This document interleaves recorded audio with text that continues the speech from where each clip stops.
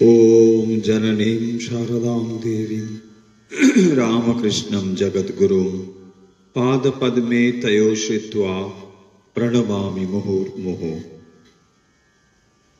সৃষ্টি মা শারদা দেবীর স্মৃতিকথা স্মৃতিচারণ করেছেন শ্রী অমূল্য কৃষ্ণ ঘোষ। তিনি লিখছেন, শ্রী মাকে প্রথম দর্শন করি 1913 খ্রিস্টাব্দে জয়রামবাটিতে।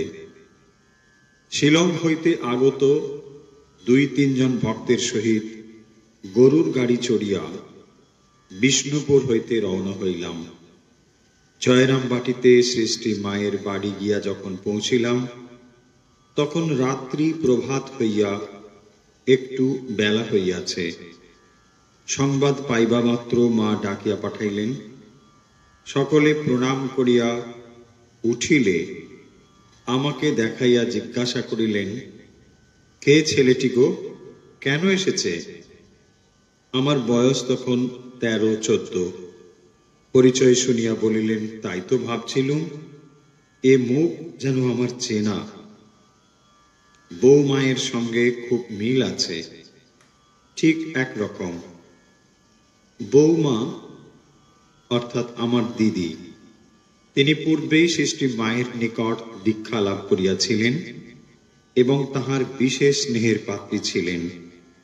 সকলের দেখা দেখি আমিও প্রণাম করিলাম। চিবুক স্পর্শ করিয়া চুমা খাইলেন, মাথায় গায়ে হাত রাখিয়া আশীর্বাদ করিলেন। শিলংয়ের ভক্তদিগকে জানাইয়া দিলেন যে পরদিন তাহাদের দীক্ষা হইবে। দীক্ষা প্রার্থী ভক্তেরা পরদিন প্রভাতেই স্নানার্থে ও ফুল সংগ্রহার্থে বাহির হইয়া পড়িলেন। আমিও ইত্যবসরে বাহির হইয়া পড়িলাম জয়রামবাটি গ্রামটি ঘুরিয়া দেখিবার জন্য। বেলা প্রায় 9টা।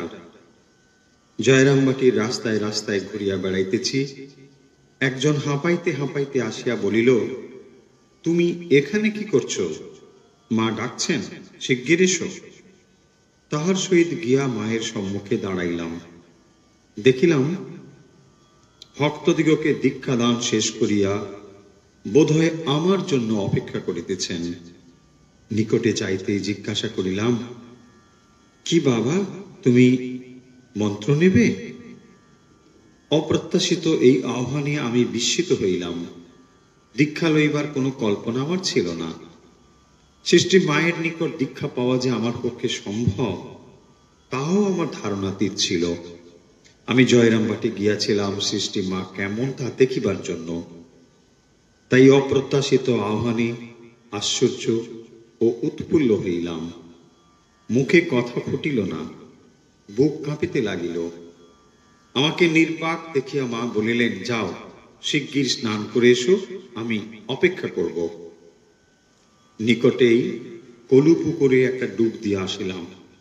মায়ের কাছে গিয়া দেখি দক্ষিণ মুখ পুজোর ঘরে পূজার আসনে মা বসিয়া আছেন। পাশের একটি আসনে আমাকে বসিতে বলিলেন। কিছুক্ষণ চক্ষু মুদ্রিত করিয়া রহিলেন। তাহার পর আমার জন্য নির্ণীত মন্ত্রটি কয়েকবার উচ্চারণ করিয়া আঙ্গুলে গণনা রাখিবার পদ্ধতিটি দেখাইয়া দিলেন। আমি ঠিক মতো বুঝিয়াছি কিনা বোধহয় সে বিষয়ে নিঃসন্দেহ হইবার জন্য আমাকে জপ করিতে বলিলেন। আমার মন্ত্রোচ্চারণ ও অঙ্গুলি গণনা নির্ভুল হইয়াছে দেখিয়া খুশি হইয়া বলিলেন, ঠিক হয়েছে, এইটি আর মনে থাকবে না? খুব থাকবে। কয়েকটি ফল হাতে দিয়া বলিলেন, ওগুলি আমার হাতে দাও, দক্ষিণা দিতে হয়। আদেশ পালন করিলে বলিলেন, এখন পা ছুঁয়ে প্রণাম করো।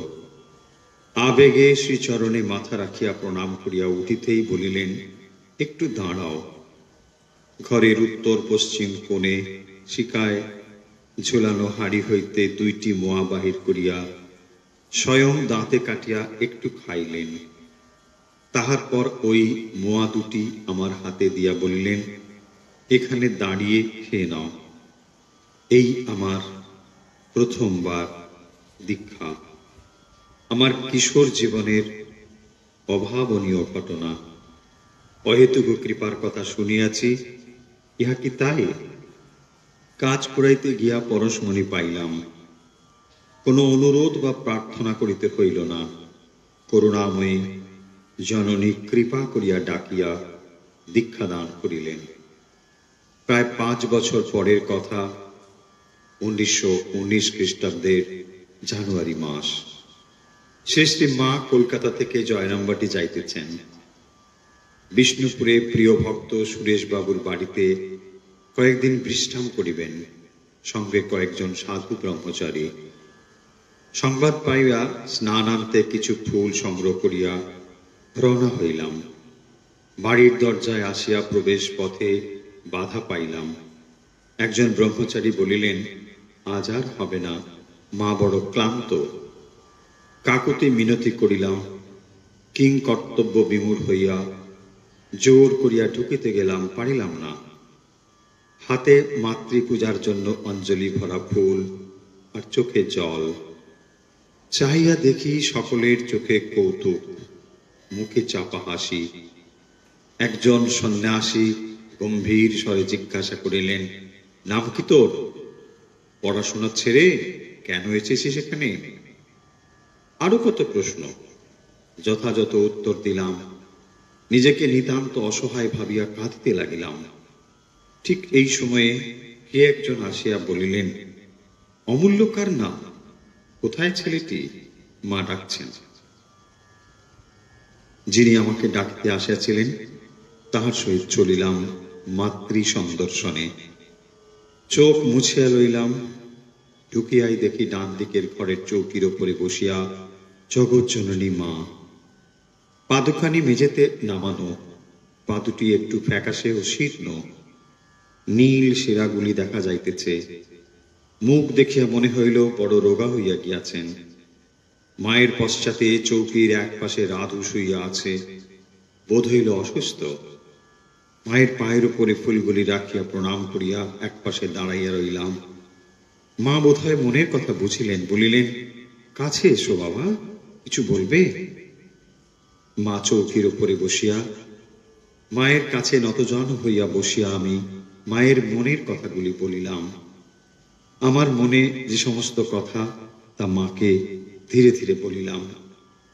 শুনিয়া প্রসন্ন মুখে মা কিছুক্ষণ স্থির হইয়া রহিলেন। ঘরের মধ্যে যে দু একজন ছিলেন, তাহাদিগকে একটু বাইরে যাইতে বলিয়া আমাকে বলিলেন, আজ অপর একটি মন্ত্র দিচ্ছি তোমাকে, মন দিয়ে শোনো। এই মন্ত্রটি এখন জপ করবে। আগেরটি 12 বার চপলেই হবে।